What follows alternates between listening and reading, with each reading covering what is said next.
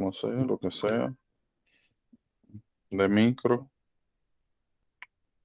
Bueno, me imagino que ya sobre todo al final se dieron cuenta de que al final microbiología se trata es de, pues, conocer muchas cosas, facts. Hay algunas, dos o tres cositas que son botellita a botellita, que no hay mucha cosa que hacer. Que ya fuera de eso son conocer diferentes escenarios y pues tener bien claro cómo diferenciar una patología sobre otra, tener cuidado con los tratamientos, con los abordajes, los marcadores, como vimos en hepatitis, bien importante. Y ya, luego de eso, las causas más comunes, bien importante. Cada vez que ustedes le pongan un cuadro patológico y no le hablen de pruebas diagnósticas o de hallazgos patognomónicos, sencillamente tienen que irse por la causa más común. Le digo por si acaso se encuentran que le ponen dique a un paciente con meningitis y no le dicen absolutamente de nada, no le dicen tinción de grano, no le dicen hallazgo en CSF y le preguntan por causa. Sencillamente busquen el rango de edad y elíjanla. La causa más común.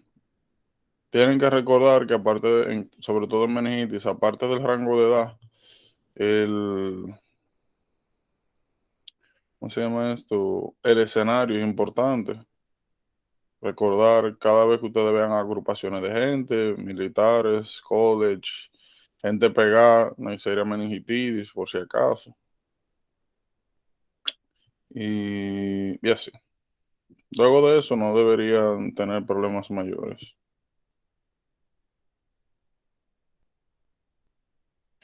Em, ¿No?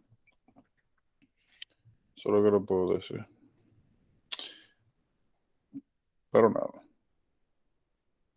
Vamos a esto. Entonces, miren, nosotros vamos a comenzar ahora con patología. En patología, realmente nosotros lo que vamos a ver es generalidades, algunos aspectos patológicos generales, pero realmente el core de patología lo vamos a ir viendo a medida que nosotros avancemos. Posterior a terminar aquí patología y farmacología, vamos a entrar a sistemas. Y al final de cada sistema es, por ejemplo, cardiovascular, después que vemos fisiología cardiovascular, patologías en general, al final es que se presentan los aspectos patológicos. Patología se va a dividir en dos grandes vertientes, en micro y macro. En pocas palabras, cuáles son las adaptaciones estructurales mayores, macroscópicas y microscópicas que se encuentran en cada una de las patologías.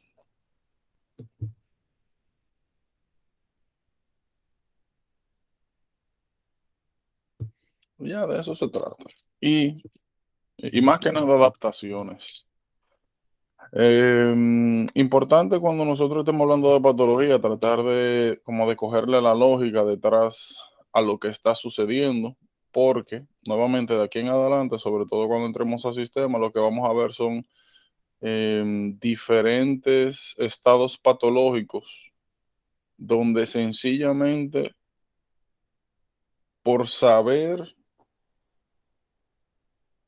qué es lo que está sucediendo en la patología, debemos de tener una idea de cuáles son las adaptaciones celulares. Miren, adaptación celular. Adaptación celular son un conjunto de cambios que pueden tener principalmente las estructuras epiteliales en, para mejorar la función y supervivencia a diversos estresores, más que nada. Las adaptaciones celulares se dividen en fisiológicas y patológicas. Las patológicas, a su vez, se dividen en reversible o irreversible, dependiendo de qué de por qué cantidad de tiempo se esté expuesto al agente estresor, más que por la intensidad del agente estresor. Entonces, comenzando por aquí, células normales, hiperplasia. Hiperplasia es sencillamente el aumento de celularidad. Es algo que se ve muy común en órganos endocrinos cuando reciben um, estimulación constante. Un poquito más adelante vamos a hablar de congenital adrenal hyperplasia. Vamos a ver, como mencioné, que en la mayoría de los desórdenes endocrinos donde hay aumento de función, tiende a haber hiperplasia secundaria. Por ejemplo, cuando hablemos de hiperparatiroidismo, ya sea primario, secundario, terciario, aumento de función, secundario a aumento de celularidad, regularmente asociado a glándulas. Hipertrofia, clásico. Hipertrofia clásico, gimnasio, músculos.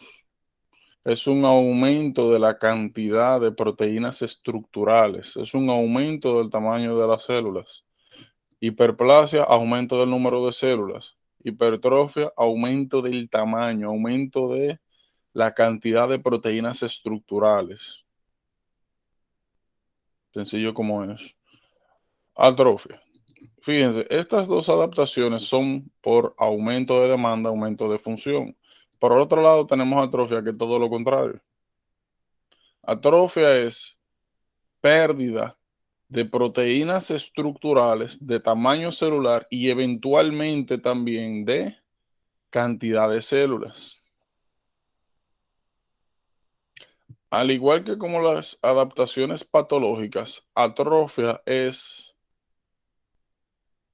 un evento dependiente de dos cosas, de una disminución de función de requerimiento y de tiempo. Mientras más tiempo pase la disminución de función, más prone va a ser el tejido a perder celularidad. El ejemplo clásico de atrofia, fuera de estado patológico, sino, como dije, ejemplos clásicos, es cuando te ponen cast. Eh, ¿Cómo se llama esto?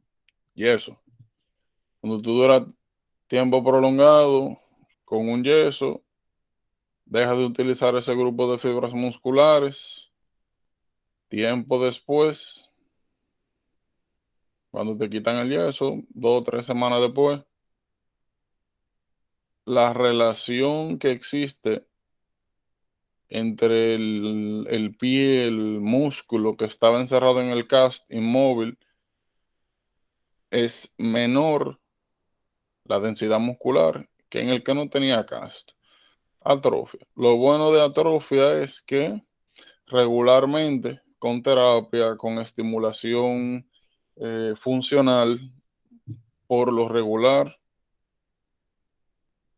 suele ser reversible. Fíjense, todas estas adaptaciones celulares pueden ocurrir siempre y cuando los estresores ocurren de manera paulatina en unidades de tiempo.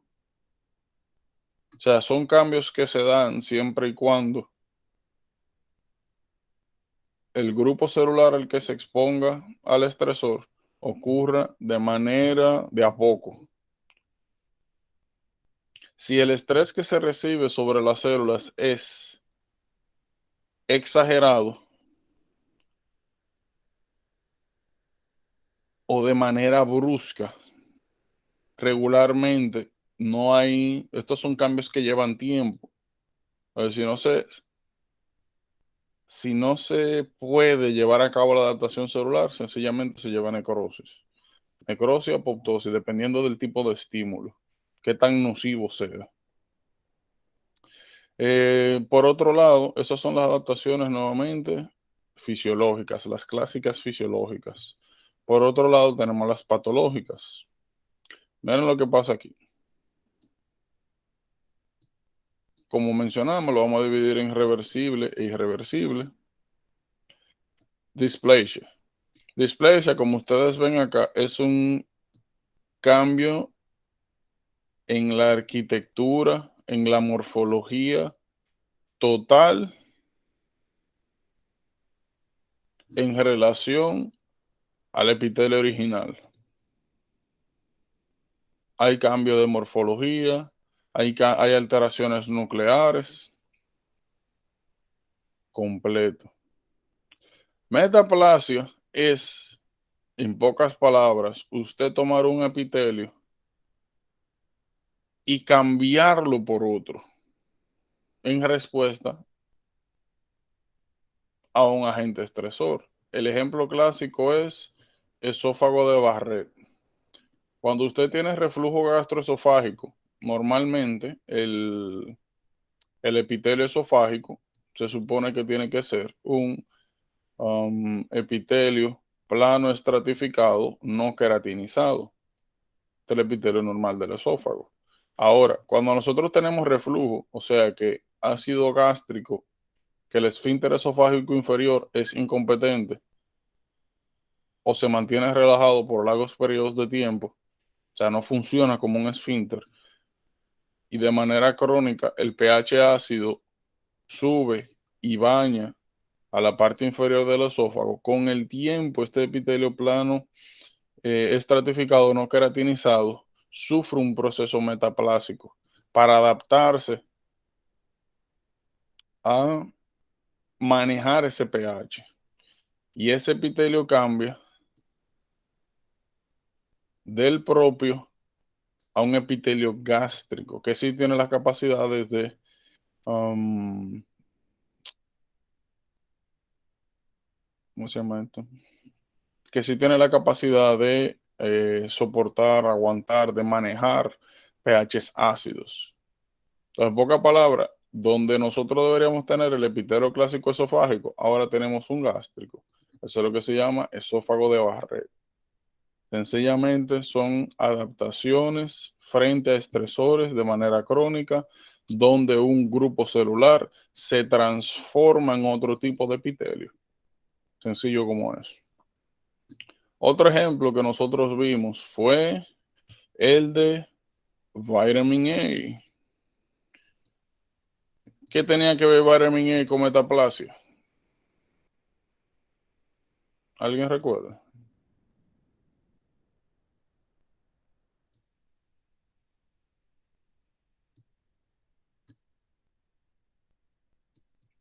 Que nosotros hablamos de esto en bioquímica. ¿Cuáles eran las Que manifestaciones? la vitamina A se encuentra en las mucosas, principalmente en todas las mucosas y se encuentra en la mucosa del estómago también.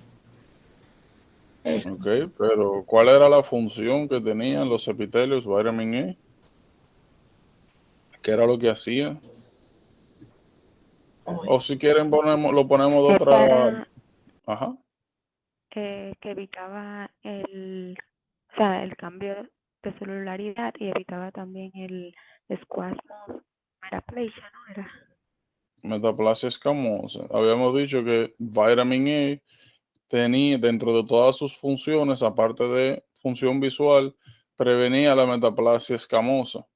Habíamos mencionado que una de las características de deficiency de vitamin A era una metaplasia escamosa en el epitelio, en dos tipos de epitelio principalmente, en el respiratorio y en los conductos secretores.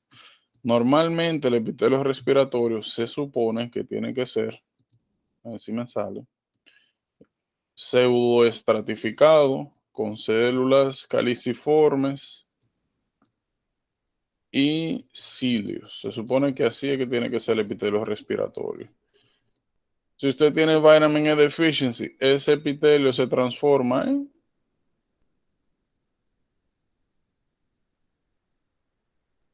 plano en plano o escamoso estratificado no queratinizado. O sea, el epitelio cambia de uno a otro tipo. Son una de las cositas que pasan en vitamin A deficiency. Esto es un ejemplo de metaplasia. Y si nosotros perdemos aquí células caliciformes, no tenemos moco ni tenemos cilio para sacar el moco, pues eso deja expuesto a las vías aéreas y tenemos infecciones respiratorias recurrentes. Sencillo como es. ¿Alguien recuerda qué proteína mótil se encontraba en los cilios?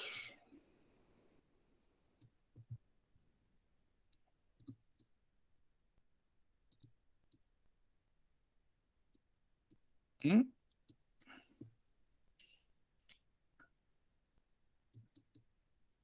Dineína. ¿Qué patología nosotros vimos que tenía alteración de la dineína? Cartagena, señor. ¿Cuáles eran las características de Cartagena? Infecciones recurrentes, infertilidad, citos Infecciones inversos. recurrentes, ¿a dónde? Sí, respiratoria. Te lo pusiste. Okay. Respiratoria, ajá. Citos inversa y fertilidad. Infertilidad. Yo no sé, dime tú. Yo creo que infertilidad, pero ahora me confundí yo creo Ajá. que. ¿Infertilidad en dónde? ¿Su fertilidad en dónde? ¿Por qué? Ajá, exacto. Ah, exacto. En los hombres es infertilidad, ¿no? O es su fertilidad en los dos. Yo no sé, dime tú. Yo creo que es su fertilidad. Búscale la lógica. ¿Qué necesita el esperma relacionado? ¿Qué necesita el Porque esperma no de se Dineína? mueven la trompa de falopio y los fajeros. Entonces, ¿cómo es? ¿Quién es que tiene infertilidad y quién tiene su fertilidad? Ay, yo no sé. Pero usa el coco, muchacha. ¿Qué necesita La el mujer tiene su espermatozoide? fertilidad. No sé, dime tú. Mira, ¿qué Mira, necesita el espermatozoide? ya Lara lo dijo, la mujer tiene su fertilidad. Gracias, Lara. No, no, hombre, ya se fue la diversión. Recuerden que habíamos dicho que el espermatozoide necesitaba la dineína para poder moverse a través del flagelo de manera adecuada. Si usted tiene esperma que no es móvil, eso es infertilidad. En el caso de la mujer, lo que habíamos mencionado era que las trompas de falopio estaban recubiertas por cilios que ayudaban al movimiento del óvulo desde la ampula hasta la parte posterior del útero. Por ende, aumentaba el riesgo de embarazo ectópico y subfertilidad en mujeres.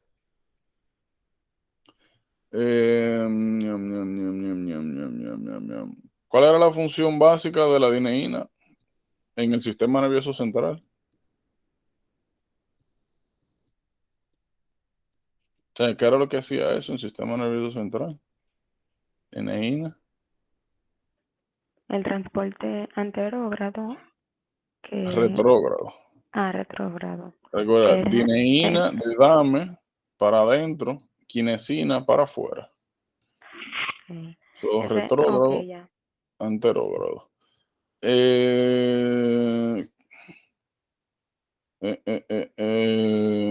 ¿Cuáles eran las características que nos permitían diferenciar cystic fibrosis de síndrome de Cartagena?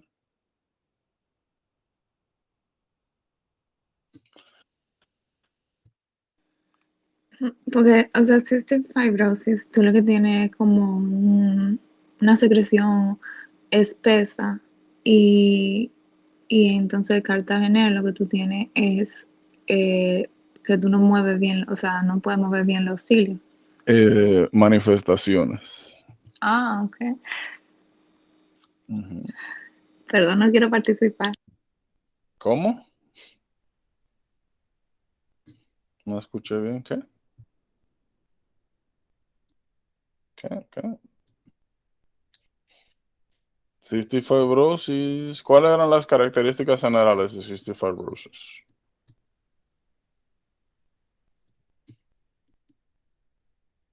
Está bien, una cada una. Emily, dime una.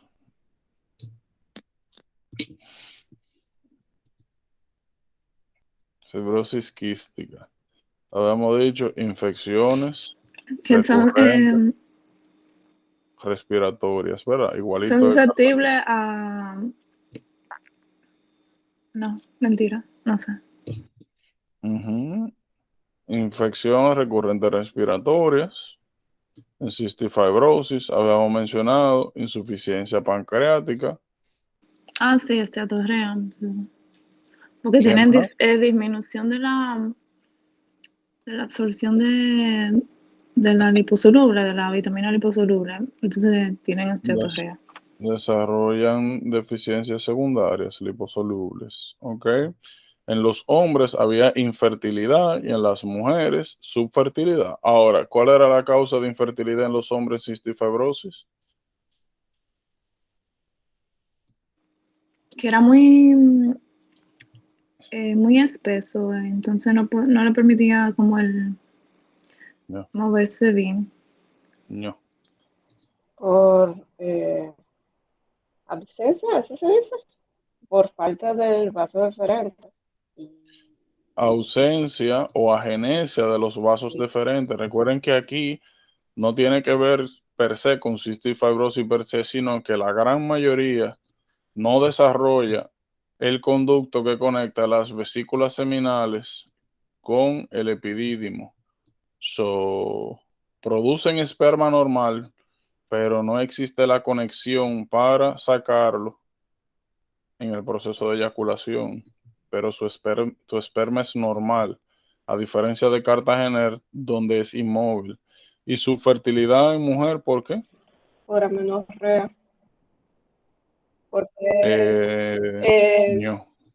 no, que es más como thick de lo normal. El moco es super tic y se comporta literalmente igual que la pastilla después. O sea, causa aumento de la densidad del moco cervical, no permite la correcta penetración del esperma. Sencillamente el espermatozoide no puede moverse a través del moco tan tic y eso da subfertilidad, dificultades para concebir. Entonces, como habíamos mencionado anteriormente, patologías con cositas parecidas, pero causa distinta, bien importante. ¿Cuál era la mutación más común asociada a cystic fibrosis? CFRT, ¿no? Es el transportador CFTR. Ese es el transportador, pero la pregunta es, ¿cuál es la mutación más común?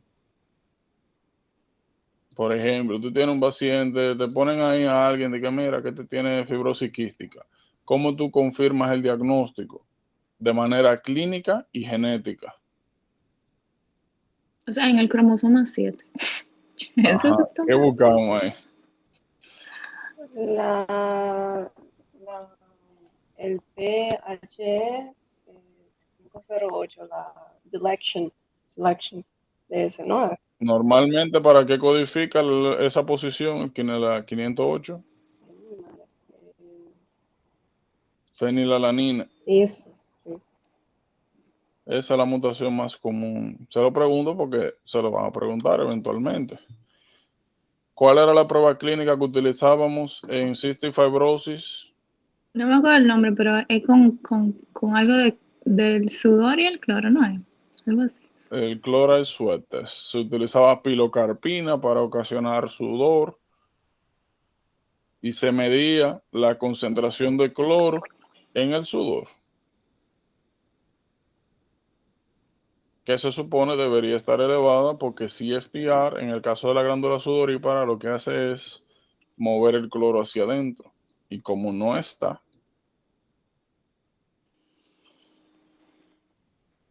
pues no se puede reabsorber el cloro y aparecen concentraciones elevadas. Está bien. Está bien.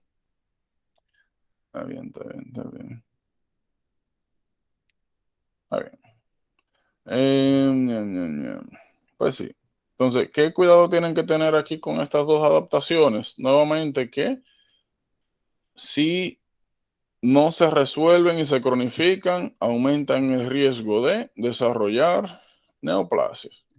Sencillo como eso. El ejemplo que nosotros vimos de esto fue Helicobacter pylori. Inflamación crónica, aumentaba el riesgo de ¿cuáles cánceres? Yo voy a decir el fácil, cáncer gástrico. El MALT, no es como mucosa associated, ¿Malt qué? eso. Porque MALT lo tenemos, tú y yo tenemos MALT ahora mismo, que es el Mucus Associated Lymphoid Tissue. El tumor es maltoma. Eso. Maltoma. Y habíamos dicho que qué característica interesante tenía este cáncer. Que es el único cáncer que se Con cura con antibióticos. antibióticos. ¿Cuál era el tratamiento que se utilizaba para H. pylori? Amoxicilina, Ajá. proton pump inhibitor PPI. y clarithromycin. Y si amoxicilina no funciona, se pone metronidazol. No que no funciona. Regularmente, más que no funcione, lo que se utiliza es cuando hay alergia a amoxicilina. Cuando no funciona el tratamiento, lo que se agrega es bismuto. Bismuto. Está bien, o sea, la triple y cuádruple terapia. Ok. Ya. Ok, estamos. Miren, como nosotros mencionamos hace un momento, cada vez que hay daño celular, regularmente tienden a ser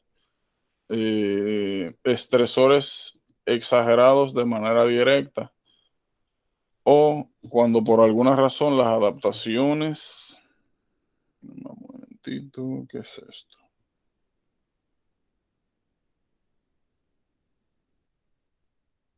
LOL. O cuando hay daño tisular directo o cuando las adaptaciones tisulares no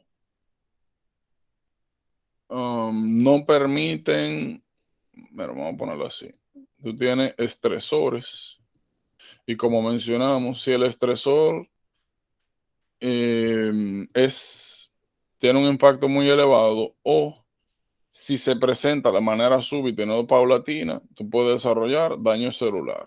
Hay dos tipos de daño celular, dependiendo de cuál sea el efector. Está necrosis y está... ¿Aquí no está apoptosis?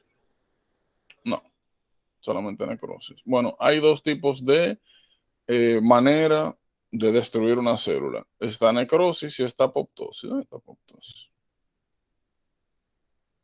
Ay, que lo tienen separado aquí. Bueno, vamos a hablar por partes. Necrosis. Necrosis significa, como está viendo acá, disrupción de la integridad celular. Como ustedes están viendo acá, al final de necrosis, lo que hay es sobre todo fragmentación tanto de material genético como de la membrana celular. Significa que todo el contenido celular sale para afuera. Y secundariamente a necrosis siempre hay inflamación. Regularmente necrosis siempre es patológica, a excepción de un solo proceso, donde la necrosis es fisiológica, que es menses, menstruación. Menstruación es el único proceso fisiológico donde la necrosis es fisiológica. Después, en todo lo otro, normal, cuando uno destruye células de manera fisiológica, tiende a ser por apoptosis. Necrosis, nuevamente, o en la mayoría de los casos, a excepción de aquí, es un proceso patológico. Miren, como están viendo acá, los daños celulares es un proceso progresivo y hay cambios reversibles y cambios irreversibles. Oigan bien, el primer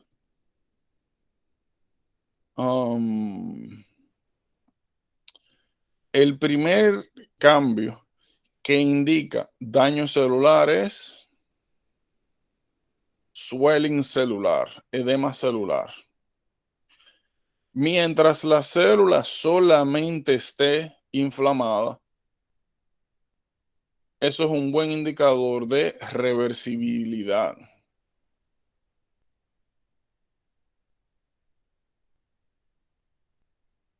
Es una pregunta clásica del Step 1. Te ponen algún grupo celular, te ponen algún estresor y te pregunten que cuál de las siguientes características, si se encuentra, expresa que la lesión es reversible. Celular edema. El celular edema es un evento interesante por esto. Vamos a poner una célula. Vamos a poner una lesión. Aquí vamos a poner un capilar, una célula. Vamos a suponer que de manera súbita hay un bloqueo acá, la razón que más le guste a ustedes, trombo, aterosclerosis, lo que ustedes prefieran, un crush injury, su injury de preferencia. Pero al final lo que nosotros desarrollamos es isquemia e hipoxemia en el lado que irriga a esta célula. Si dejamos de recibir energía, o sea, glucosa, lípidos, etcétera, si dejamos de recibir oxígeno, pues eventualmente eso lo que significa que esta celulita que está acá va a dejar de producir ATP. Si deja de producir ATP, de todos los procesos celulares dependientes de ATP se van, pues, a la porra. Nosotros habíamos mencionado la bomba sodio, potasio, ATPasa. Habíamos dicho que la bomba sodio, potasio, ATPasa, pues de lo que se encargaba era de restituir el potencial de membrana. O sea, sacar todo el sodio intracelular hacia afuera, sacar 3 sodio y meter 2 potasio y restituir el potencial de membrana para mantener la parte interna negativa y la parte externa positiva. ¿Qué sucede? Es un proceso que requiere energía. Si por alguna razón usted tiene un estresor, en este caso hipoxemia, y deja de producir ATP, la bomba sodio-potasio ATPasa no funciona de manera adecuada. Si no funciona de manera adecuada, el sodio que se encuentra dentro de la célula no puede ser sacado. ¿Qué debería ser potasio? No puede ser sacado. Si usted acumula sodio dentro de la célula, ustedes saben que lo que viene, arrastre de agua, porque usted está aumentando la osmolaridad intracelular. Si usted comienza a entrar agua dentro de la célula, eso causa cellular swelling. Por esta razón es que es el primer hallazgo que usualmente sale microscópico luego de algún estresor es cellular swelling. Y siempre y cuando usted restituya, en este caso el blood flow, y comienza a llegar oxígeno, comienzan a llegar sustratos energéticos y usted restituye la función de la bomba sodio-potasio ATPasa, todo se resuelve. El problema es que si el proceso se cronifica,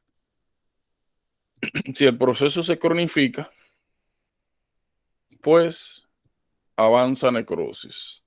Así como nosotros vimos landmarks acá en reversibilidad, también hay landmarks en irreversibilidad. Cada vez que usted ve alteración del contenido nuclear, cada vez que usted ve alteraciones mitocondriales, sobre todo aumento de la permeabilidad, eso significa que los cambios son irreversibles, ya no hay para atrás.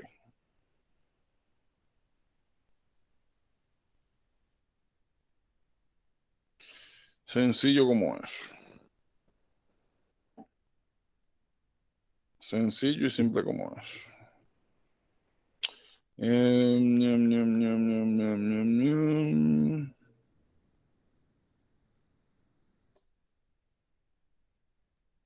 Ya, eso es lo más importante de aquí. Los landmarks, como mencioné anteriormente. Es lo más importante. Y eso. Preguntas por aquí. No. Recuerden acá, siempre hay inflamación.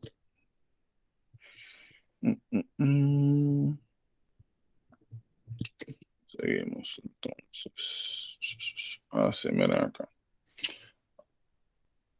El proceso que vimos, necrosis, siempre patológica, a excepción de la menstruación, ¿verdad? El otro proceso que tenemos de degradación celular es apoptosis. Apoptosis, todo el mundo lo conoce como muerte celular programada. ¿Qué tienen que saber de apoptosis? Apoptosis podemos considerarlo como un mecanismo de adaptación celular, como vimos, lo que da origen a atrofia. En atrofia nosotros vamos a tener dos procesos. El primero es este que estamos viendo acá, apoptosis, y segundo es disminución de la cantidad de proteínas, sobre todo si estamos hablando de músculo, a través del sistema ubiquitina proteasoma. ¿Recuerdan qué era el sistema ubiquitina proteasoma?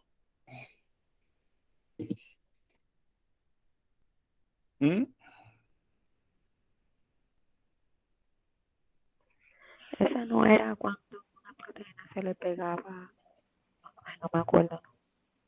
Eso no es como un tag que le ponen a la ubiquitina, le ponen a la proteína para que se degrade. Es un proceso de degradación intracelular de proteínas que consiste en taguear las proteínas con ubiquitina y posteriormente son degradadas en el proteasoma, un sistema de eliminación proteico. Sencillo como eso. Estos dos sistemas, nuevamente, son bien importantes cuando hablamos sobre todo de atrofia muscular, sobre todo este de aquí arriba, por si acaso. Entonces, ¿qué nosotros vemos aquí? ¿Qué nosotros vemos aquí? Cuando se trata de apoptosis, hay dos vías. Esta vía extrínseca y esta vía extrínseca, intrínseca. El nombre lo dice, dependiendo de cuál sea el efector. En la vía intrínseca, nosotros tenemos aquí la conjunción de dos receptores y de dos ligandos. Extrínseca sucede por fuera o los efectores son externos. Intrínseca significa que hay daño celular importante, que hay compromiso mitocondrial y salida del citocromo C. Cada vez que de la mitocondria sale citocromo C, apoptosis. Es un marcador de irreversibilidad de daño celular y de ahí para adelante lo que va es apoptosis. Por si acaso. Normalmente hay un poquito de confusión con este sistema acá. ¿Qué son el sistema granzima perforinas? Como ustedes pueden ver acá, las células T citotóxicas habíamos dicho que se encargaban de eliminar células tumorales y células infectadas por virus. ¿Qué sucede? ¿Cómo lo hacen? Es a través del sistema perforinas, que es esto que usted está viendo acá, una especie de canal que se forma entre el citoplasma de la célula citotóxica y la célula diana, ya sea tumoral o infectada por virus, y a través de este canal se inyectan las granzimas. Las granzimas, como ustedes están viendo acá, lo que hacen es activar a las caspasas, que son una serie de enzimas que literalmente se encargan de digerir el interior de la célula. Si bien es cierto, el efector final es intracelular, o sea, las granzimas se vierten dentro de la célula, quien hace este proceso o quien provoca, quien elicita este proceso, es un complejo fuera de la célula. Por ende, esto pertenece al proceso extrínseco. en intrínseco, como hablamos de liberación de citocromo C dentro de un componente celular de la célula que está sufriendo apoptosis, recibe la denominación de intrínseco, por si acaso. Porque a veces lo que muchas veces piensan es que todo lo que necesita receptores es extrínseco y cualquier proceso que inicie dentro de la célula es intrínseco, y no, porque este comienza dentro de la célula con activación de las caspasas, pero el efector es extracelular. Eso es importante. Ñam, ñam, ñam, ñam, ñam. Miren, la liberación del citocromo C regularmente surge a partir de la activación del P53, que nosotros lo hemos visto como regulador del ciclo celular. ¿Cuál parte del ciclo celular es que era regulado por el P53?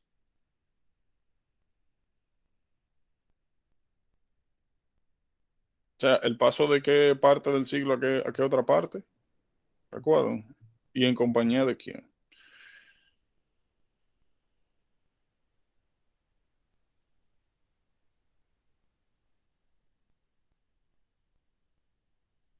Okay, recuerden que estaba el ciclo celular y que estaba aquí G0 y aquí G1 y aquí S, aquí G2, aquí M. Habíamos dicho que aquí, que en cada paso de cada parte del ciclo celular estaban los llamados checkpoints, y que aquí nosotros teníamos proteína de retinoblastoma y P53. Entonces P53 se encarga de regular el paso de G1 de growth a la fase S. ¿Se acuerdan?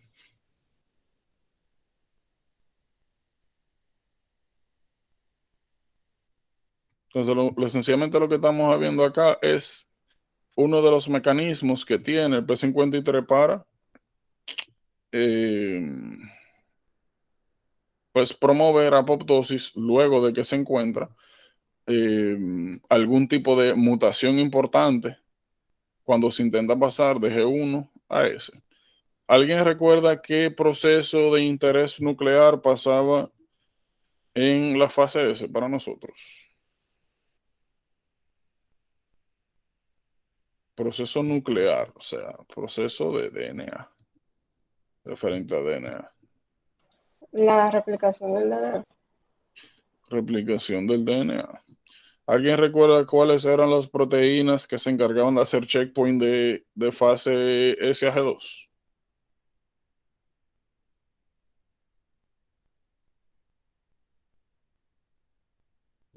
Estaba MLH y MSH2, que eran proteínas que se encontraban mutadas en síndrome de Lynch. Bueno, Lynch. Retinoblastoma. Mutaciones en retinoblastoma aumentaban el riesgo de desarrollar.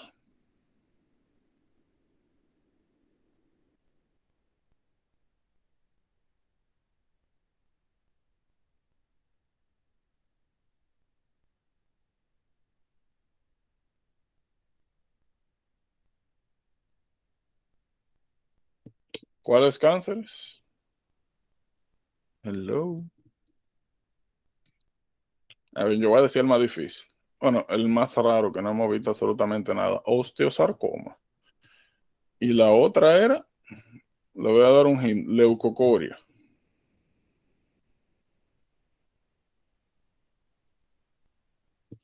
¿Qué significa RB? Proteína de retinoblastoma. Es el otro cáncer, retinoblastoma.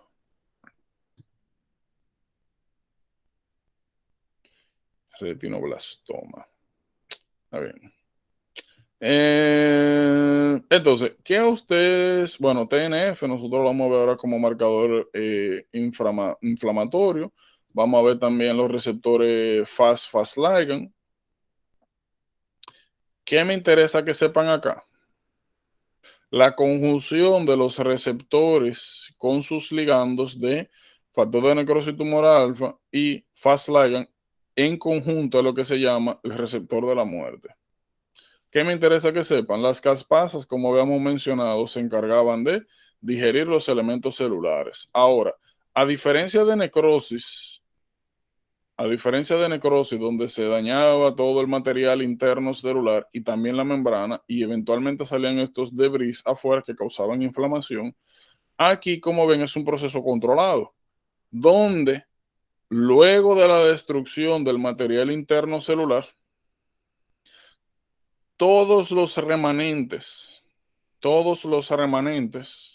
son fragmentados en los llamados blebs citoplasmáticos. ¿Qué significa eso? Que al final todo el debris celular sale como si fuera en forma de vesículas, nunca sale a parte externa. Por ende, en la apoptosis nunca hay inflamación, mientras que en la necrosis siempre hay inflamación. Bien, sencillo como es.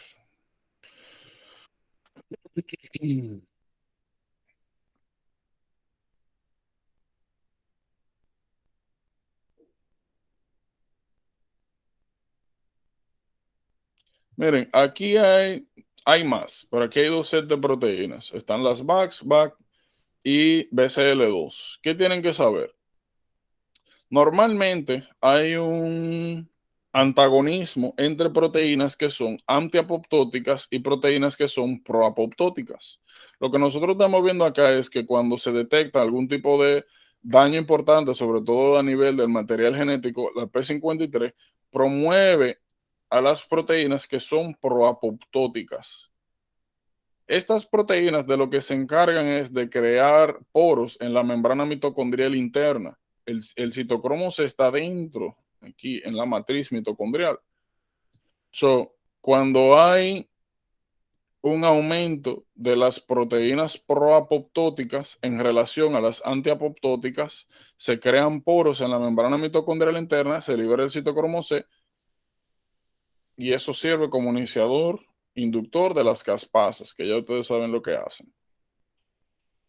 BCL2, nuevamente, es una proteína antiapoptótica. ¿Por qué es importante conocer BCL2? Porque próximamente vamos a ver una serie de cánceres que tienen la particularidad de que promueven su supervivencia, o mejor dicho, superan el proceso de apoptosis a través de sintetizar, de aumentar la síntesis de proteínas antiapoptóticas, precisamente BCL2. Y nuevamente lo que hacen estas proteínas es que no permiten la salida del citocromo C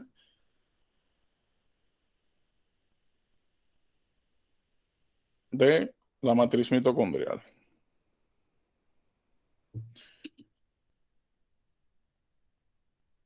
Mm.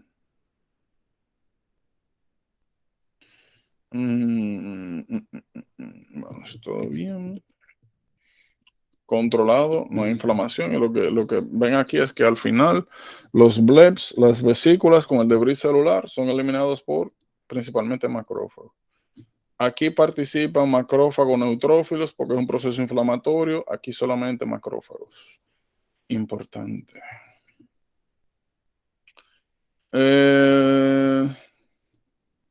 Miren, necrosis. Como nosotros vimos, cuando el evento estresor es mayor que la capacidad de adaptación del tejido, lo que sobreviene es necrosis, muerte celular e inflamación. Dependiendo del tipo de tejido donde ocurra el daño, va a ser el tipo de necrosis. Es bien importante que identifiquen estos patrones porque son cosas que les van a preguntar.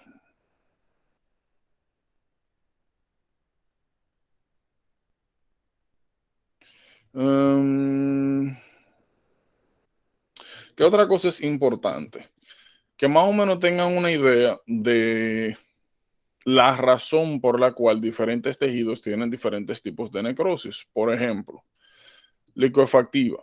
Liquefactiva principalmente, ustedes la van a ver asociadas a tejido neural, brain, por ejemplo, después de un stroke, o cuando hay algún tipo de infección, afectación local en el sistema nervioso central.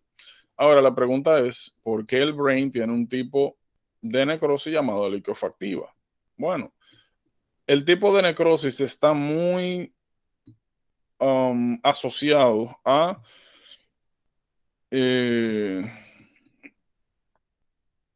la composición del tejido. Por ejemplo, el tejido neural, ya nosotros sabemos que, sobre todo el sistema nervioso central, tiene materia gris, materia blanca. Materia gris siendo la que se encuentra en menor proporción a la blanca. La blanca corresponde a mielina. Mielina es lípido. En tejidos donde la predominancia tisular es proteica, el tipo de necrosis que se desarrolla es coagulativa. Coagulativa. Lo que le quiero decir es que dependiendo de la composición del tejido es el tipo de necrosis que se desarrolla. Por ejemplo, coagulativa, infarto. Infarto agudo miocardio. Tú quitas blood supply, afectas músculo cardíaco, músculo proteína, coagulativa, liquefactiva, grasas. Sencillo como eso. Cuando nosotros hablamos sobre todo de tuberculosis y formación de granulomas, vimos que los granulomas se dividían en dos grandes grupos, caseificantes y no caseificantes.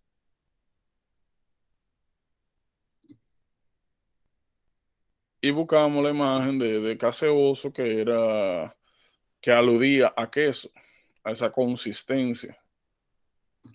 Hay necrosis caseosa, cada vez que pensemos en eso, pensamos en granulomas, sobre todo de tipo infeccioso, liquefactiva, sistema nervioso central, principalmente, coagulativa, tejidos donde hay predominancia proteica.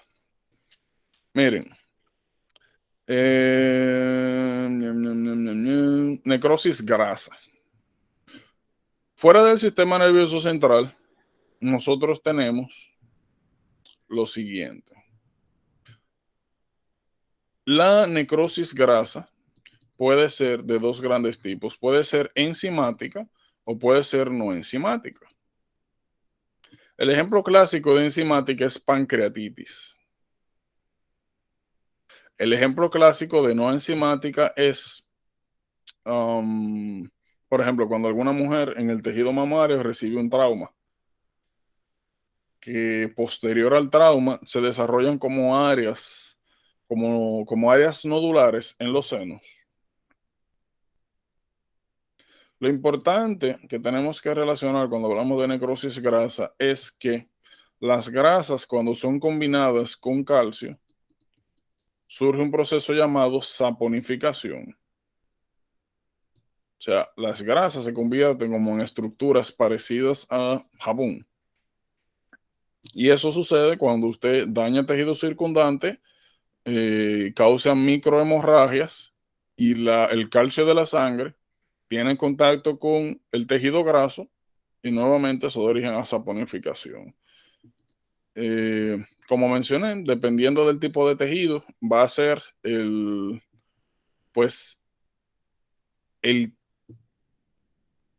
tipo de origen de la necrosis. Miren, fibrinoide, eso pasa principalmente en vasculitis o hipertensión arterial. Miren, un poquito más adelante, cuando nosotros entremos sobre todo a vascular, vamos a ver que cuando hay vasculitis o hay hipertensión arterial crónica, los shearing forces de la presión alta pueden ocasionar daño endotelial y depósito proteico. Esto que ustedes están viendo acá es eosinofilia.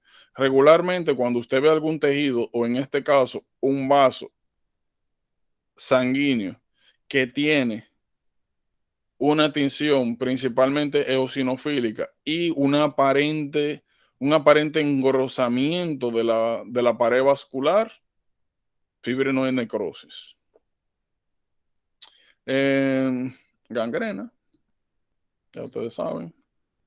Regularmente la gangrena se divide en dos grandes grupos, que es esta, la seca, que regularmente está asociada a isquemia, y está también la gangrena húmeda, que puede ser por superinfección de estas áreas o si desde inicio la gangrena fue ocasionada por un proceso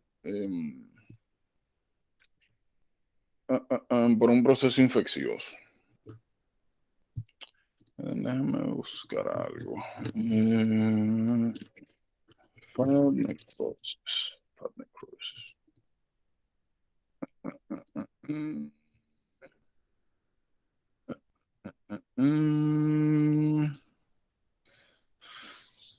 Ok, bueno, aquí más o menos se ve. Aquí más o menos se ve. Ok, fat tissue histology. Miren, regularmente así es que se ve el tejido, bueno, así de hecho, así es que se ve el tejido graso, y aquí, como ustedes pueden ver, hay clumps eosinofílicos, fat necrosis. Como les había mencionado anteriormente, bueno, mira, aquí se ve, ven las células grasas, y aquí clumps eosinofílicos.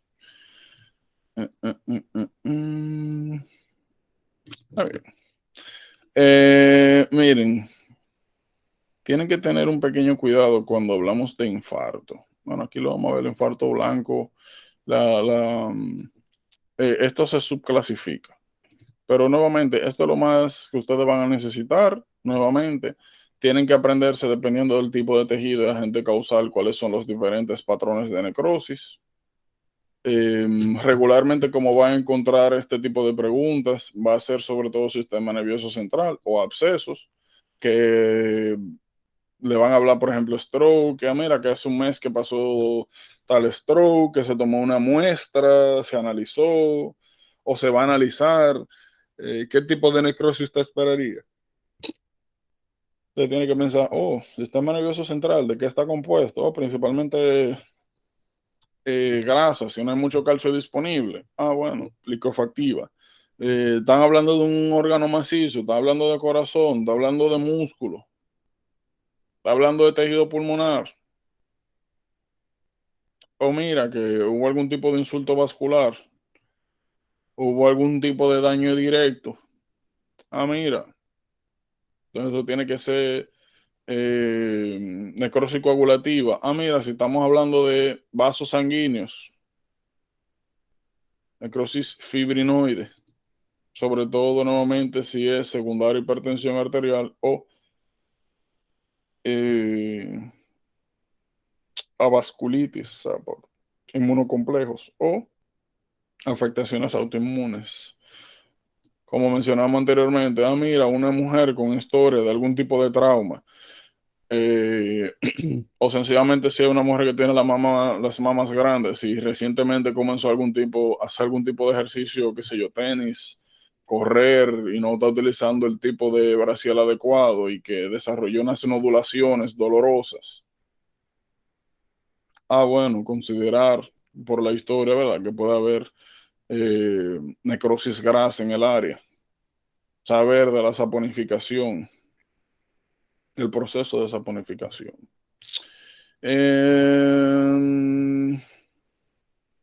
Miren, de aquí lo que a nosotros nos interesan son dos cosas cuando hablamos de isquemia. Hay algo llamado watershed areas. Watershed areas nosotros lo vamos a encontrar principalmente en gastrointestinal y en sistema nervioso central, CNS. Fíjense, si hablamos de CNS, watershed areas, nosotros vamos a encontrar que áreas que no tienen una irrigación directa, sino que reciben irrigación indirecta de dos complejos vasculares, son prone a desarrollar isquemia, por ejemplo. Por ejemplo, miren acá. Territorio cerebral media, anterior, posterior. ¿Qué sucede? En estas áreas, déjame buscar esto. En estas áreas que ustedes están visualizando acá, aquí, aquí y acá, nosotros no tenemos arterias que directamente irrigan, sino que las partes externas de la anterior, de la cerebral anterior, y las partes externas de la media comparten la irrigación de estas porciones. ¿Cuál es el problema? Como estamos hablando de las partes distales de los troncos arteriales principales, significa que si hay algún tipo de periodo donde usted tenga hipotensión o pérdida de la perfusión cerebral, estas son las áreas que más fácilmente están afectadas por isquemia. Lo mismo pasa en GI. En GI nosotros vamos a tener la flexura esplénica y sigmoide. Miren acá. Watershed areas. Flexura esplénica, sigmoide. Y quizá la porción superior rectal. ¿Dónde es importante o en qué escenario es bien importante esto? Cuando ustedes tienen, por ejemplo, que le hablan de un paciente que le están haciendo algún tipo de proceso de intervención vascular,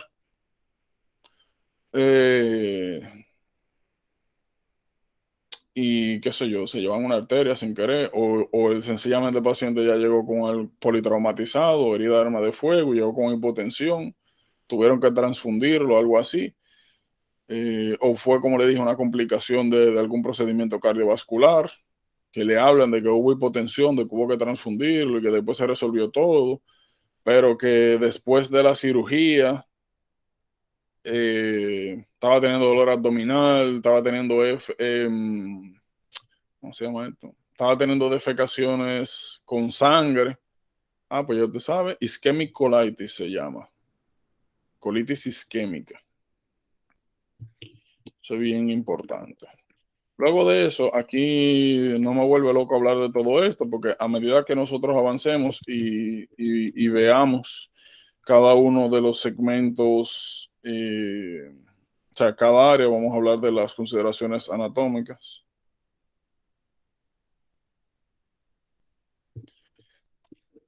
Vamos a hablar de la irrigación de cada uno de esos señores. Miren, como le había mencionado anteriormente, hay dos tipos de infarto. Están los llamados los infartos blancos y los rojos.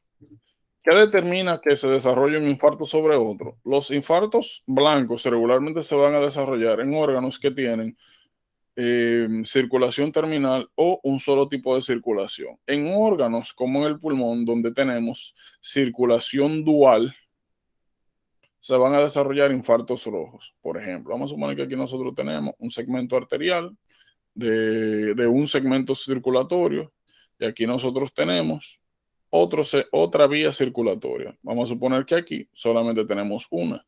Si nosotros sufrimos un infarto en esta área, de ahí en adelante todo el tejido deja de recibir sangre.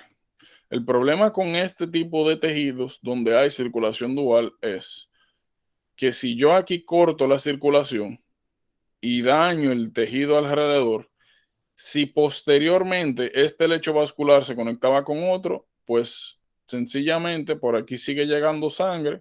Como aquí esta área sufrió necrosis, pues ya ustedes saben, destrucción de tejido, comienza a salir la sangre. Circulación dual, infartos rojos, circulación terminal, infartos blancos o pales. ¿Qué es importante que sepan con esto? Que regularmente los infartos tipo blanco o de circulación terminal tienden a tener un tipo de patrón llamado wedge. Infarto en cuña, por ejemplo. Infarto. Infarto en cuña. Por ejemplo, aquí tú tuviste afectación de este segmento vascular. Bueno, pues todo el segmento que era irrigado por ese segmento vascular se fue a la porquería. Sencillo como eso. Pasa mucho en renal. En renal. Mira, aquí se ve también. Infarto en Wedge. Miren. Eso es donde, ¿en el rojo o en el blanco, el watch? En blanco. Blanco. Por ejemplo, aquí riñón, cuando hablemos de renal, pues vamos a ver que la circulación entra al ilio, viene desde la porción interna a la porción externa, cortical, y luego bajan las venas. Por eso si tú tienes, por ejemplo aquí, entonces el problema que tiene eso es que si tú tienes algún tipo de infarto en las partes medulares o iliares, de ahí en adelante toda la irrigación ascendente que se supone que debía llegar, se fue a pique. Pero nuevamente, como le dije, yo no me vuelvo muy loco con estas consideraciones ahora porque sencillamente todos estos lechos vasculares los vamos a ir viendo a medida que veamos cada órgano. Y ahí pues quizás sea un poquito más ameno hablar de hacer estas relaciones.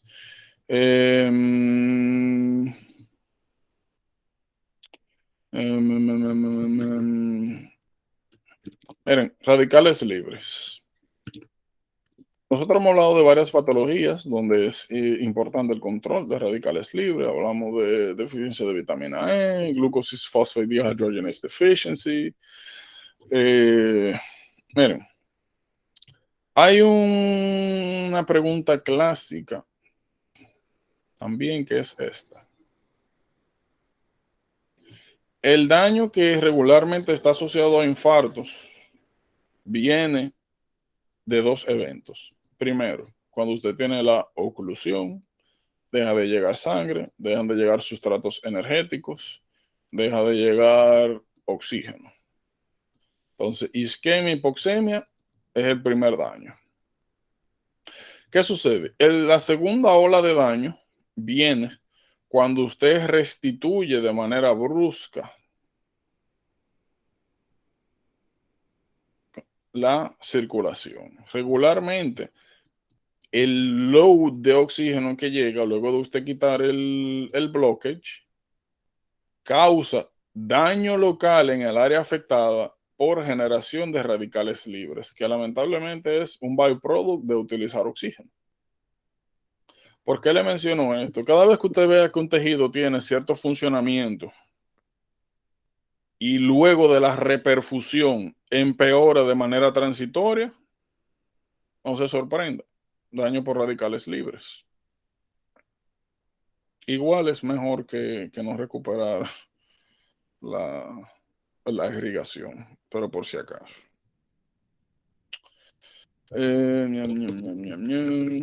Eso es realmente lo más importante de aquí. Vamos a ver otras cosas, como siempre, a medida que avancemos, pero eso es lo más importante para ahora.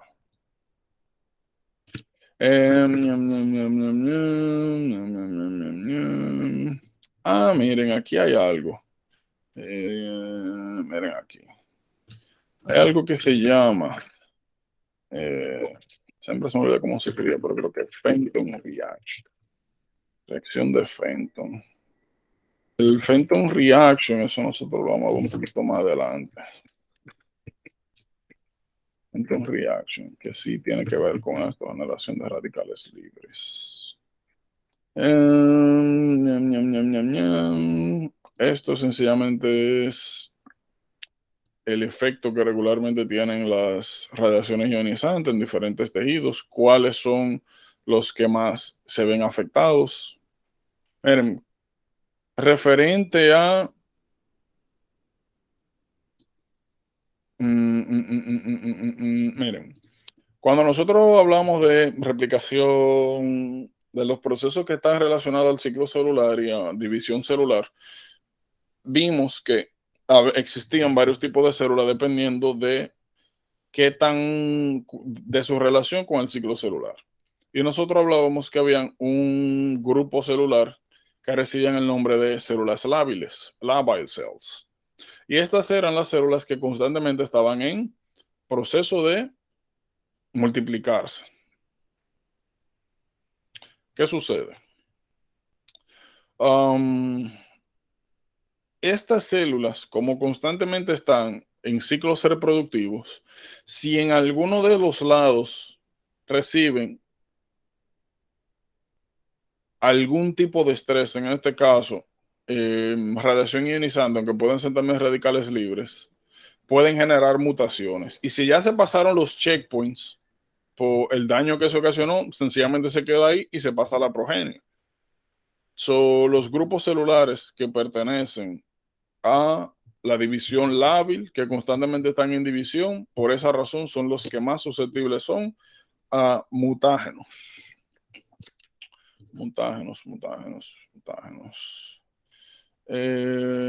Esto nosotros lo podemos hablar cuando vayamos a hablar de radioterapia. La radioterapia, que son las afectaciones agudas y crónicas post-radiación. Miren, calcificación. Esto sí es importante. Calcificación distrófica y metastásica.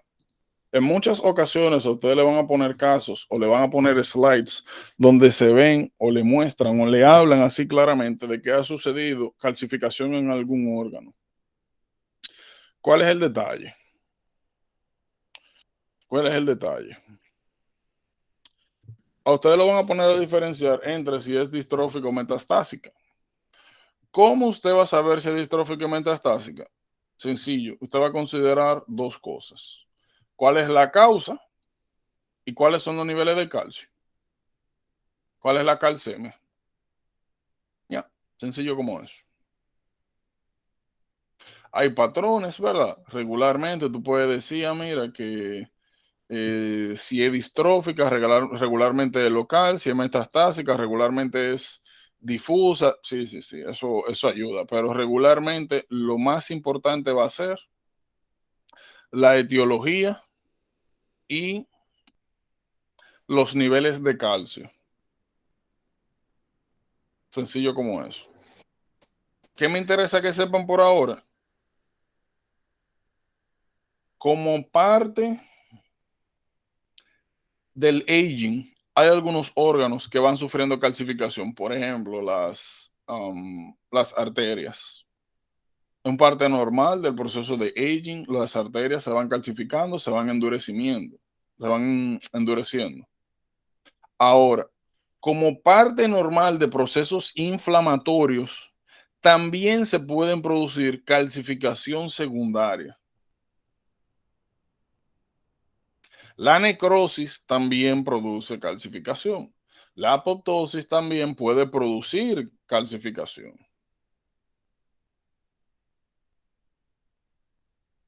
Lo que más me interesa que tengan ahora una idea general de: existen dos tipos de calcificación en los tejidos, hay diferentes causas, diferentes razones, diferentes procesos. Y como mencioné, lo más importante para determinar cuál puede ser la causa de base es a partir de dónde fue que sucedió y cuáles son los niveles de calcemia. Sencillo como eso. A medida que veamos diferentes ejemplos, diferentes situaciones y avancemos, profundizamos en esto. Lo que me interesa es overview general. Ahora, miren, lipofuchina. Lipofuchina, ustedes lo van a encontrar en dos casos. Es, al igual que la calcificación, es un proceso pues natural del aging. Regularmente también puede ser ocasionado por peroxidación de la membrana plasmática, secundario daño por radicales libres. Miren, hay una pregunta clásica en el STEP que es Lipofusion, cardiac muscles. Mira acá, se ven, parece como si fuera grasa parda, de hecho, como pigmentos de grasa parda. Cada vez que ustedes vean estos pigmentos en cualquier tipo de tejido, pero principalmente cardíaco, en una persona ya de edad, ¿verdad? 50 y pico, 60 y pico, considérenlo un hallazgo normal, sencillamente asociado a aging. Es clásico que le pongan el caso de un paciente elderly que le toman una biopsia cardíaca y que posteriormente a eso salen estos pigmentos y le pregunten a usted que qué significa eso, que qué es eso, que de dónde sale, qué es, qué significa. Es un hallazgo normal del aging process. Pigmento de lipofuchina.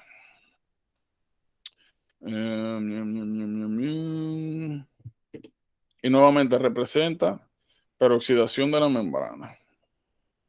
No más que eso. No más que eso, no más que eso, no más que eso.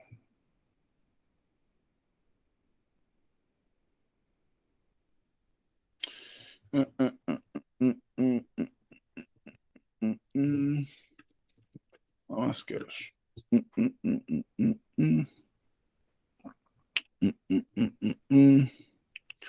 Miren, amiloidosis.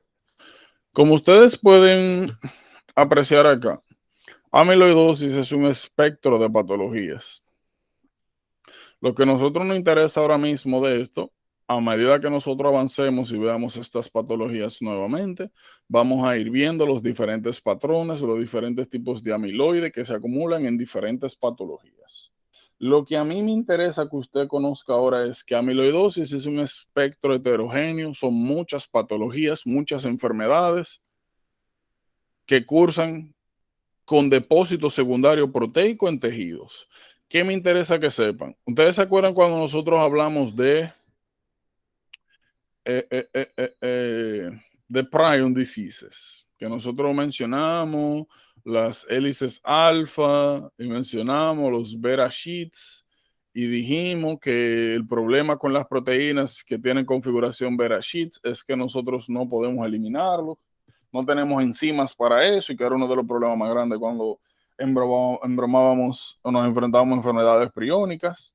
Pues hay un problemita. Nosotros producimos en diversos tejidos y de diferentes fuentes proteínas amiloideas. Las proteínas amiloideas, así como las proteínas priónicas, tienen estructura beta sheet y lamentablemente surgen como byproducts de alguna síntesis proteica. Me explico. A medida que tú vas sintetizando, por ejemplo, para poner un ejemplo, en la célula beta del páncreas, a medida que tú vas secretando, que tú vas sintetizando insulina, se va generando también amiloide. Entonces, a medida que pasa el tiempo y a medida que la célula beta pancreática va secretando más insulina, se va acumulando amiloide pues en el mismo tejido hepático. Dios mío, pecado. Y que hepático, pancreático. Y son pues uno de los cambios que nos permite a nosotros explicar el aging. El aging, el proceso de aging, bien importante. Nuevamente, son sencillamente proteínas que se sintetizan como byproduct de las proteínas que normalmente nosotros utilizamos, se van acumulando con el tiempo y son parte normal del proceso de aging. Claro, hay amiloides patológicos, vamos a hablar un poquito más adelante de mieloma múltiple, por ejemplo, vamos a hablar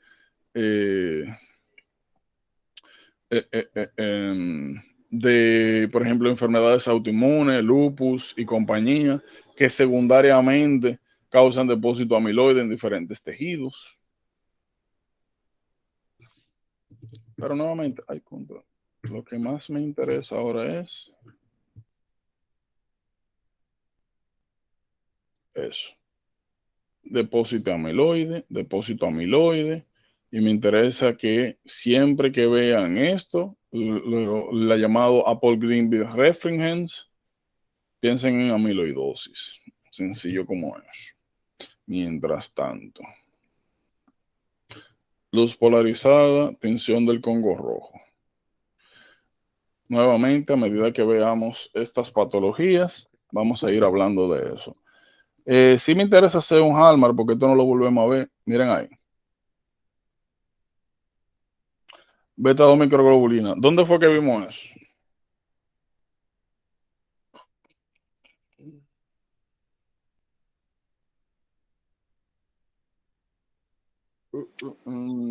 Eso es cuando estábamos viendo la presentación. Esa es la MHC.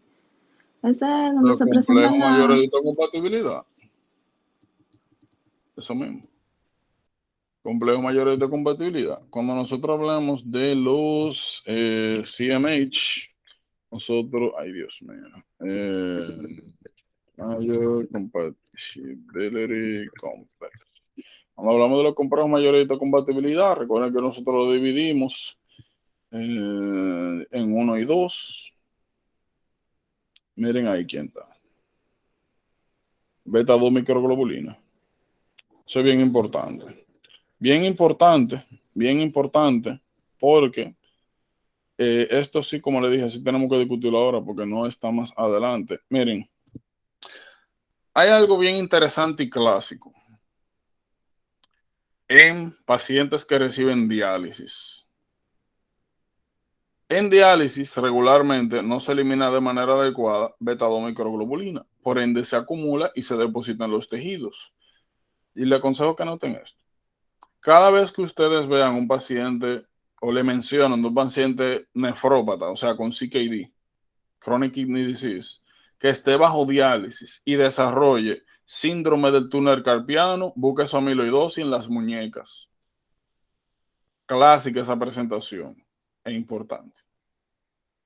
Síndrome del túnel carpiano en un paciente que recibe diálisis, busque su depósito de beta 2 microglobulina en el túnel carpiano. Clásica esa presentación, una de las preguntas favoritas de esta gente. Por eso, porque tú dices, coño, y esa vaina, que le está doliendo el wrist. O sea, como que no tiene sentido. Eso es algo que hay que sencillamente saber y relacionarlo. Y nuevamente, esto sí tenemos que hablarlo, porque no, eso no...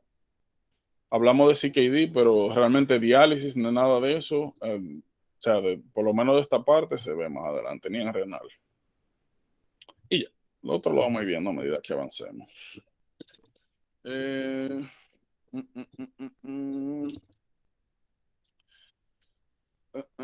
Miren, inflamación. Oigan bien. Cada vez que nosotros tenemos una reparación, cada vez que nosotros tenemos algún tipo de infección, cada vez que nosotros tenemos algún tipo de, vamos a ponerlo mejor así, daño y posteriormente reparación o algún tipo de infección, nosotros esperamos, siempre debemos esperar acompañando este proceso a inflamación. Inflamación. Nuevamente, no solamente en infección, sino cuando hablamos de daño tisular. El sistema inmune va, resuelve con el tejido muerto lo que haya que quitar, resolver, protege infección y luego repara o permite el proceso de reparación. Entonces, miren, ¿qué es importante que sepan acá? Los signos cardinales, o los llamados signos de Celso, rubor, calor, tumor, dolor, función la hexa, es bien importante que lo tengan claro. ¿Tienen alguna duda con alguno de estos? O sea, no me vuelvo loco con eso porque eso, no sé, como bien clásico. ¿Algo por aquí? ¿No? Bueno, lo más que me costaría a ustedes mencionarles en tal caso es lo siguiente. Miren. Como ustedes están viendo, cada uno de los signos cardinales tiene diferentes mediadores. Hay algunos que son comunes, hay otros que son particulares. ¿Qué me interesa que sepan aquí? Miren, rubor, calor. Cada vez que hay algún tipo de inflamación local, se supone que si usted pone la mano, puede sentir que normalmente, por lo menos en el área localizada, hay aumento de temperatura, rubor que se pone rojo. ¿Qué tiene que saber de esto? Ambas cosas están causadas por principalmente aumento de la vascularidad local. Cuando usted aumenta la vascularidad local, usted facilita pues que todo lo que necesite, tanto de soporte energético como de células del sistema inmune, lleguen más fácil a ese tejido. Tiene que saber que estos son los mediadores que están relacionados a esto.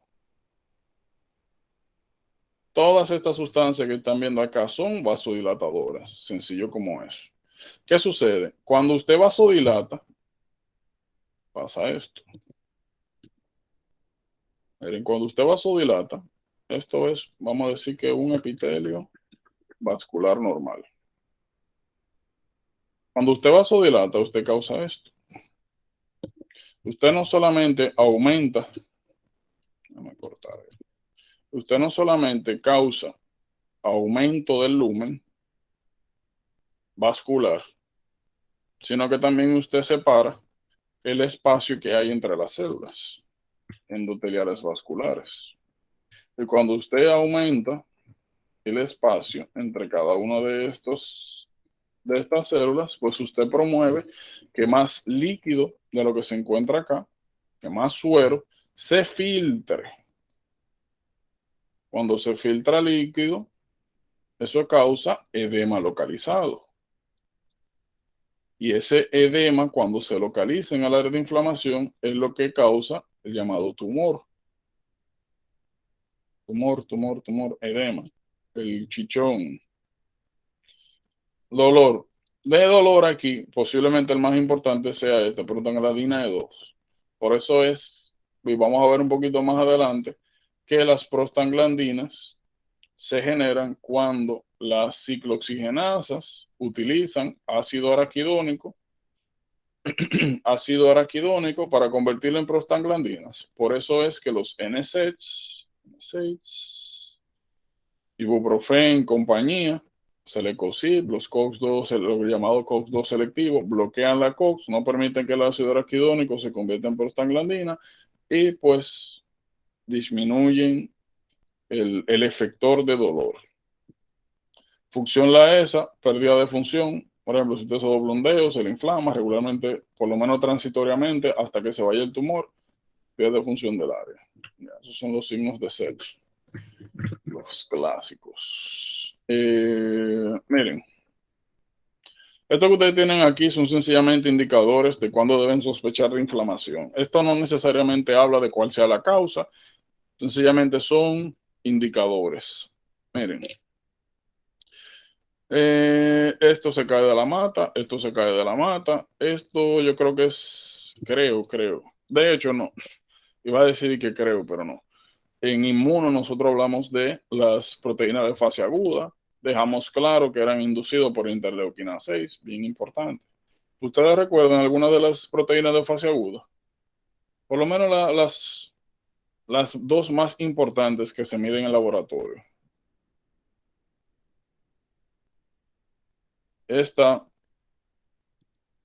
erythrosedimentation rate, que es sencillamente un efecto que se ve a expensa del aumento de fibrinógeno, que es una proteína de fase aguda. Y la proteína, la C reactiva. CPR, C-reactive protein. Proteína C reactiva. Pero una alga, mira, aquí están toditas. Yo pensaba, en mi mente, esto era en... Eso no lo vimos en inmuno. O sea, en mi mente, este cuadro literalmente así mismo. Eso fue que dije inmuno. Nosotros vimos en inmuno, ¿no? Bueno, se me mezclan los temas, el caco. Bueno, o yo pensé que nosotros habíamos visto eso así. Bueno, miren, las proteínas de fase aguda. Las proteínas de fase aguda son bien importantes porque se dividen en dos grupos. Están las reactantes positivas y las reactantes negativas. Las positivas son todas estas y son proteínas que sencillamente se aumentan en procesos inflamatorios. Lo importante de conocer estas señoritas de acá es, bueno, que si tenemos un paciente que está teniendo, ya sea por infección viral, bacteriana, enfermedad autoinmune o la razón que sea que te cause una inflamación, primero, no nos tenemos que sorprender si la encontramos alta y nos permite explicar algunas cosas. Por ejemplo, hepcidin. Hepcidin, como vemos, la función que tiene es bloquear una proteína que se llama ferroportina. Aquí, hepcidin. Ojalá salga como debe de salir. Mírala. Mira aquí. Nosotros, bueno, miren, este transportador que está aquí se llama transportador de metales divalentes. Para ahí que se absorbe el hierro, normalmente. Luego de que el hierro entra al enterocito, pasa a circulación sistémica a través de la ferroportina. La ferroportina es la proteína transportadora, el canal que permite la absorción de hierro de manera sistémica. Lo que hace hepcidin es que bloquea esta señora de acá y no permite que se absorba hierro. O sea, permite que entre a los enterocitos, pero no permite la absorción sistémica. Por otra parte, como vemos acá, esa misma proteína, la ferroportina, está en los macrófagos y tiene una función parecida. Nosotros hablamos un poquito de esto, de que en el spleen, sobre todo, los macrófagos esplénicos captan los eritrocitos viejos, digieren esas células, agarran la hemoglobina, le quitan el hierro. Y a través de la misma ferroportina suele sacarse se recicla ese hierro hacia circulación sistémica. ¿Qué sucede? Hepcidin sencillamente bloquea donde sea que haya ferroportina. La razón de esto es que regularmente el hierro es un nutrimento esencial para las bacterias. Por ende, cuando hay algún tipo de inflamación, donde, bueno, la inflamación el proceso de inflamación no es específico. Si es virus, si es bacteria, si es enfermedad autoinmune, si es lo que sea, es el mismo patrón de inflamación. Ahora, esto es especialmente importante, el efecto que tiene el hepcidin con las infecciones bacterianas. Porque si yo disminuyo o privo a la bacteria de la cantidad de hierro que tengo disponible, o sea, lo enclaustro, no permito la absorción ni permito la liberación de hierro a sangre, pues limito la cantidad de él mismo que reciben las bacterias. Entonces, hepcidin es bien importante porque nos ayuda a explicar algo llamado anemia de enfermedades crónicas. La mayoría de personas que tienen enfermedades inflamatorias crónicas tienden a desarrollar una anemia resistente a hierro por vía oral. Y eso ya nosotros podemos explicarlo por el hepcidin. Hepcidin, como es una proteína de fase aguda, bloquea la absorción vía oral. Por ende, personas que tienen reumatoid arthritis, lupus, cualquier tipo de inflamación crónica, deberían y desarrollan anemia, deberían recibir iron vía intravenosa, porque oral va a seguir por ahí mismo con la pupú. O sea, no se va a absorber.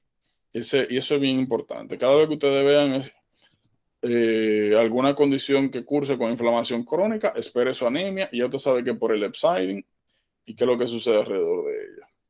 Eso es bien importante. Miren. Déjame ver.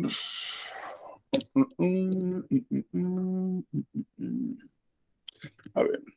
Miren, lo otro es procalcitonina. Procalcitonina tienen que tener un cuidado con ella. Regularmente ustedes no van a ver procalcitonina por algún lado, pero cuando la vean, es importante que visualicen si está elevada o si está disminuida. Porque aunque es un marcador inespecífico, suelen utilizarla como para testear conceptos. Por ejemplo, imagínense que ustedes le presentan a un paciente que tiene sepsis, que tiene su su taquipnea, su fiebre, su hipotensión, su taquicardia. Le dicen, oh, mira, una sepsis encendida ahí. Y no le dicen absolutamente más nada. Y por ahí escondido le dicen, mira, la procalcitonina está elevada. Y te preguntan, ¿cuál es la causa de la infección? Te ponen A, estreptococo neumonía. B, te ponen un virus cualquiera. C, te ponen un virus cualquiera. D, te ponen un virus cualquiera. Y sí, qué sé yo, porque no me dieron historia, no me dieron nada. Ah, pero te dijeron que la procalcitonina está alta. Y de todas las opciones solamente te mencionaron una bacteria. Y procalcitonina alta favorece al diagnóstico de que la causa de infección es bacteriana. Tienen que tener cuidado con procalcitonina. Normalmente es un indicador de infección bacteriana regularmente, por si acaso, para que no se sorprendan si les sale algo así. Y eso.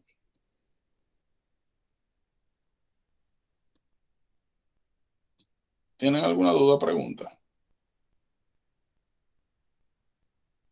Nuevamente, gran parte del material de acá de patológica, lo que me interesa es tener un review general, porque como le dije, realmente el material fuerte lo vamos a ir viendo al final, sobre todo, de cada uno de los sistemas, por si acaso. Por si acaso.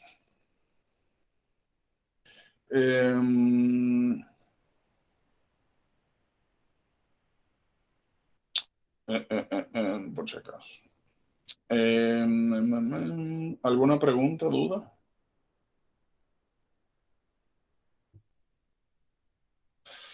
No. Pues si eso es.